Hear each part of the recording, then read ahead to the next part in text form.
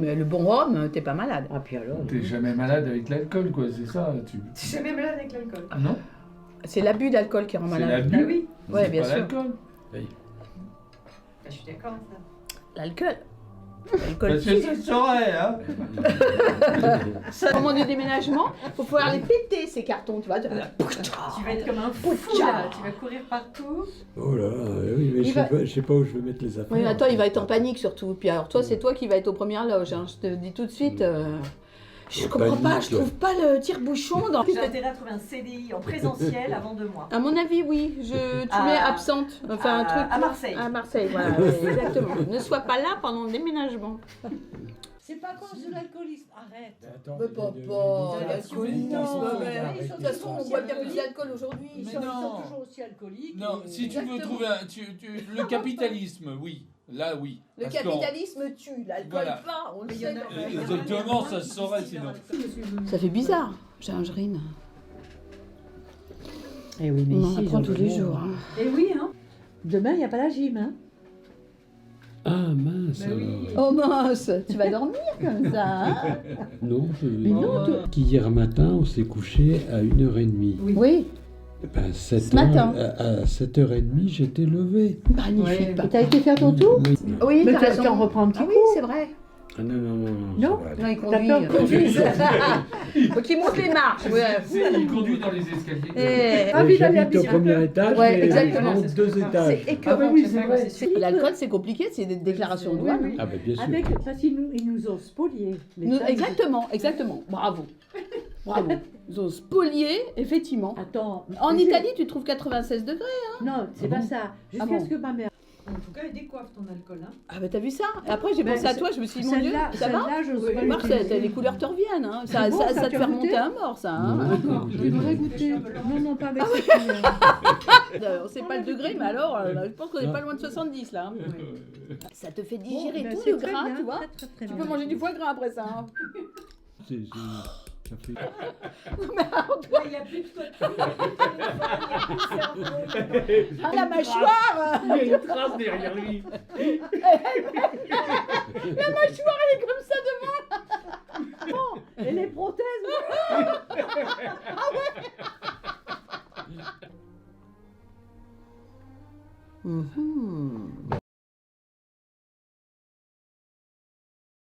On n'a pas besoin si on n'a pas d'inquiétude, on est en paix. Bon, enfin, on est en paix, oui. Si, il faut avoir des périodes où il n'y a pas de problème, ou, je sais pas. Faut s'isoler du monde. Et faire une retraite à Ganagomi. Tu vas sortir en paix Non, pour longtemps. Non. Ah, pour longtemps. Non, voilà. Non. Donc, c'est. Non, mais on nous Je- parle, enfin, je sais pas, Sarah n'a pas parlé de durée. Non. De quoi avez-vous besoin pour vous sentir en paix? Bah, qu'on me foute la paix, quoi. Maintenant, de ne pas être trop dérangé par des problèmes qui n'en sont pas vraiment. Du temps pour pouvoir faire les choses comme j'aime, c'est-à-dire bien, de pouvoir bien m'occuper des gens, de prendre le temps de les appeler, de pouvoir bien faire mon travail. C'est ça, oui. Cette C'est sensation avoir d'avoir le du aussi, temps oui. devant toi, ça j'adore, ça me met en paix. Avoir le temps. Voilà, ça et le Avoir silence. temps je note sur un cahier, je note sur des petites tablettes pour ouais. pouvoir m'en souvenir et pour pouvoir synchroniser la journée. Waouh. En fait, moi, je trouve que la paix, c'est l'absence d'agitation. Et l'agitation, elle est sur les 3 plans. Elle est dans les activités, purement les activités, hein, dans le plan physique, les émotions, quand on est agité par les émotions, et agité par le mental. Donc, il faut calmer ces 3 plans-là. Et donc, la méditation, c'est idéal, quoi. C'est vraiment... Alors, ça peut être aussi la cohérence cardiaque, c'est-à-dire la respiration. C'est hallucinant, comme simplement de faire un exercice de respiration. Bah, à la fin, ça va déjà mieux. Il y a déjà quelque chose qui est apaisé et on peut repartir différemment. Ben moi, quand j'y arrive pas, j'essaye de me rappeler de ce que je veux vraiment faire, enfin de ce dont j'ai envie. C'est ça qui me reconnecte un peu à la paix intérieure. Ces derniers temps, c'était juste de marcher au soleil, en suivant le soleil, parce que je sentais que j'avais impérativement besoin de ça, parce que je pouvais plus travailler, je me mettais à mon bureau et ne comprenais pas. Je comprenais pas ce que je faisais là, alors qu'il faisait beau dehors. Enfin voilà, c'était... Bon, là c'était ça. À d'autres moments, ça va être d'aller au contraire chercher l'agitation de la ville, parce que je m'endors et que la ville me stimule. Ça, c'est écouter ce dont j'ai besoin au moment où je me pose cette question et essayer de l'écouter. Kodo Sawaki, qui est un maître zen, il dit quelque chose de très très juste. Il parle de quelqu'un qui était obsédé par la paix. Ah, je trouve jamais la paix. Ah, et en fait, le maître lui a dit, tu trouveras la paix quand tu accepteras que tu ne trouves pas la paix. En fait, c'est ça le truc. À partir du moment où tu sais que tu ne trouves pas la paix, ben, cette partie de toi qui l'accepte, c'est déjà la paix en fait. Tu accèdes à un état de secondarité, d'acceptation. Ben non, ben, je ne suis pas en paix. Bon, ben voilà. Il faut que j'accepte, et ben, il faut accepter cette tristesse aujourd'hui. C'est comme ça, laissons l'avenir, et puis le lendemain, ben, je me réveille dans un autre état d'esprit. Et c'est vrai que ça aide beaucoup pour la paix d'accepter un état ou de fatigue. La fatigue, j'ai du mal aussi à l'accepter. Parce que bon, et ben, le lendemain, ça va mieux. Je me dis que je suis cet état, mais par contre, il est fluctuant, cet état. Je ne suis pas que de la tristesse, puis que le lendemain, je serai joie, par exemple. Quelquefois, je peux me retrancher et puis dire, bon, ben, aujourd'hui, c'est un jour sans, vraiment sans. Le fameux jour sans, et ben, bon, ça va, j'accepte. Demain, ça sera mieux. Et puis le lendemain, effectivement, après avoir reposé mon corps, mon esprit et tout, le lendemain, une bonne nuit, je repars. Parce qu'en effet, c'est tout. On est fait de tristesse, on est fait de joie, on est fait de tout ça, en fait. On est et heureusement. C'est de ne pas s'identifier à ça. C'est-à-dire, ça c'est très compliqué, mais en fait, il y a une espèce de détachement par rapport à nos états, et donc de se voir. En fait, ce qui aide, c'est d'avoir conscience de se voir, comme s'il y avait un voyant à l'intérieur de soi. Et ce voyant, le voyant, lui, il est détaché. Il est une partie de nous qui n'est pas nous, en fait. Et on se voit dans notre petit personnage du quotidien, qui pleure, qui a peur, qui est comme ceci, comme cela. Et donc, ça amène un certain détachement et une non-identification. D'accord. Et quand on y arrive, c'est très libérateur. Quoi. On se voit et on se voit faire son cinéma. Quoi. D'accord. Mais bon. Mais c'est quand même dur à vivre. Hein. Ah, ben le dédoublement conscient est très dur à vivre. Mais il ne faut pas que ce soit un contrôle du mental. Il faut que ce soit un truc... Comme dans la méditation, c'est juste une observation. Il ne faut pas se juger. Voilà, c'est ça la difficulté. Il ne faut pas se juger. J'aime bien l'idée d'observation. C'est juste se regarder. Oh, je recommence mon cirque.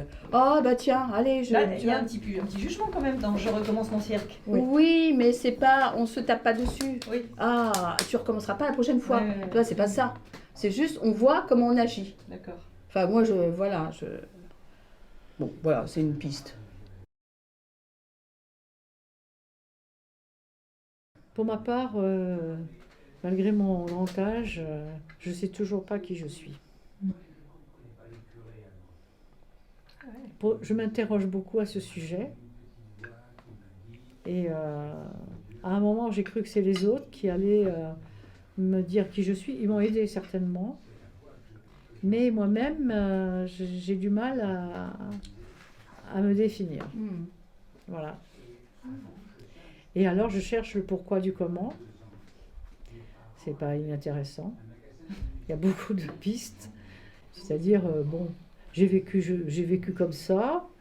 Je pense que même si je dis que je ne sais pas à ce jour qui je suis, que j'ai fait un chemin pour savoir qui j'étais. Bon, ce chemin, je le poursuis. Je pense que je vais le poursuivre jusqu'à la mort. Parce que on est tellement construit de différents courants qu'on a traversés dans la vie, de l'enfance à la mort, qu'on ne peut pas... enfin, pour ma part, je ne vais pas dire je suis comme ci, comme ça. J'ai du mal, vraiment beaucoup de mal. Parce que, bon, si je me replonge dans l'enfance, ce que j'ai vécu dans l'enfance, ce que j'ai vécu adolescente, après en tant que femme et tout, c'est compliqué. Et je me dis, bon, est-ce si important? Si ça pouvait m'aider à vivre mieux, oui. Et j'ai quand même l'impression d'avoir fait beaucoup de chemin et que maintenant, je vis beaucoup mieux qu'avant. Avec beaucoup plus de sérénité, de détachement en tout cas. De détachement. Et de me détacher de cette vie qui nous agresse de tous les côtés, et de prendre un peu de recul, ça me permet d'aller un peu plus loin. Je suis très critique de tout ce que j'entends, surtout tout ce qui est information, médias et tout ça. Et je me dis, je ne peux jamais réagir à chaud comme ça sur une information que j'entends. Je me dis, qu'est-ce qu'ils nous racontent? Où est la vérité dans tout ça? Parce qu'ils ne nous disent pas la vérité. Ils ne peuvent pas nous la dire, ils ne la connaissent pas eux-mêmes. Donc, ils font du blablabla. Et est-ce que nous, on doit continuer? Est-ce que nous, on doit continuer à faire les perroquets de ces gens-là? Non, je ne crois pas. Et c'est quand même des situations qui me sont assez insupportables à entendre quand j'entends la plupart de mes amis ou des gens qui parlent, qui répètent ce qu'ils ont entendu. C'est faire le perroquet. Donc, je me dis, où est la réflexion de chacun? On peut avoir un véritable avis, mais il n'est pas personnel. Il est impersonnel, c'est-à-dire qu'il vient d'ailleurs que de son conditionnement. Mais pour avoir cet avis-là, il ne faut pas être dans son enveloppe, dans ses réactions. Il faut être suffisamment posé, justement dans la paix, Oui, mais c'est ça. profonde, pour toucher quelque chose de soi. On est traversé comme une idée, on va dire ça. L'idée, l'inspiration, la parole juste, l'action juste. Pour moi, c'est ça. C'est-à-dire qu'il y a quelque chose qui passe par nous, mais qui ne vient pas du personnel, justement. C'est ça qui est intéressant, c'est de sortir de ça, ou plutôt de rentrer à l'intérieur de soi pour trouver cette action juste, cette parole juste, cet avis juste. Oui, j'ai eu une période où j'ai dû parler comme tout le monde. Partir tête baissée en disant ouais, c'est ça, c'est ça. Et puis petit à petit, quand tu prends un peu de calme, de tranquillité, de recul, que tu écoutes et que tu te dis attends là, qu'est-ce qu'ils veulent nous faire gober, quoi. Voilà. Et là, ça c'est pas mal. Je pense que même si on n'est pas croyant, on peut être en état de grâce. Moi aussi, bien évidemment. Moi, je ne suis pas croyante. Enfin, je disais que la grâce, elle est mentionnée chez les chrétiens, Oui, c'est chez les ça. catholiques, parce que tu n'entends pas ça chez les bouddhistes, pas de la même manière. Donc, c'est vraiment spécifique. C'était raccroché un peu à la religion, on va dire. Oui. Mais j'ai vécu une expérience assez extraordinaire. On marchait, tout le groupe était un petit peu, chacun dans son coin. Et à ce moment-là, il m'est arrivé un flash. La mer, le sable, c'était moi. Mais c'était pas moi intellectuellement. C'est-à-dire que j'ai senti que la mer, le sable, c'était moi. C'est-à-dire on ne faisait qu'un. C'est l'impression que même là, en vous la racontant, je la retrouve pas. Hein. Alors c'est peut-être pas ça un état de grâce, mais j'ai vécu cette expérience-là. C'est un peu l'état de grâce parce que là, c'est voilà, tout est parfait. Pardon? Je sens que ton état de grâce va être proche de ton oreiller. Exactement, oui. Mais pour moi, l'état de grâce, si on peut appeler ça un état de grâce, pour moi c'est plutôt un état de plénitude, pas de grâce, mais où tu te sens pleinement dans l'élément où dans lequel tu te trouves. Ça peut être l'eau, ça peut être en haut d'une montagne, ça peut être dans les airs, enfin... Bon, tu vois, et c'est la plénitude. Mais tu peux l'avoir suivant, ça dépend aussi de tes aspirations, de ce que tu aimes, de ce que tu vis, à l'instant T. Là, pour moi, c'est ça. Et c'est très rare, quoi. C'est quelque chose d'exceptionnel, un état de grâce. Une plénitude, c'est quelque chose d'exceptionnel. Que ce soit avec d'autres, avec des éléments de la nature, non, c'est exceptionnel. Oui, il y a eu des moments où j'ai l'impression... Alors, je ne sais pas comment je pourrais définir ça. C'est au-delà d'un sentiment de plénitude, c'est... Par moments, je me sens traversée par quelque chose qui ressemble à un bonheur intense, l'impression d'être totalement dans un moment... Enfin, je sais pas, une sorte de dilatation, je sais pas, mais ça m'arrive pas souvent, mais ça m'arrive. Et je me dis, oh, là, je vis un truc intense. Enfin, je sais pas comment dire. C'est comme si j'étais complètement dans le moment que je vis, mais comme un alignement de planètes où tout est parfait. Mais ça, c'est pas forcément...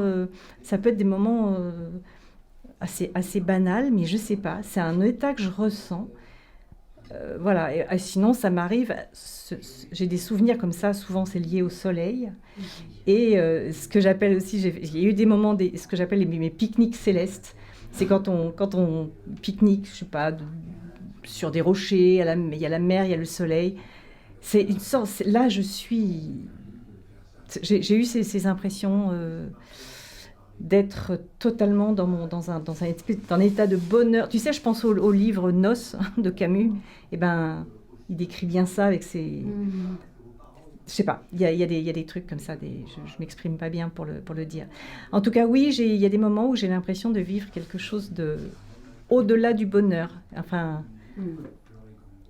qui me traverse. C'est quelque chose qui me traverse à un moment et je le reçois comme une décharge, tu vois, ça me fait vraiment ça, quoi. C'est pour ça que je dis que voilà, c'est un peu au-delà du...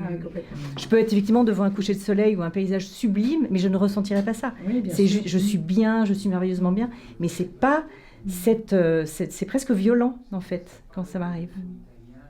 C'est magnifique, hein. Ah ouais? Et enfin, c'est des conditions bien particulières. Le rocher, la mer, le soleil. Dans ta nouvelle maison à Pierre-Rue, ça t'arrive de temps à autre? En regardant ta haie. Qui pousse trop lentement. Hein? Papy, t'es en état de grâce là?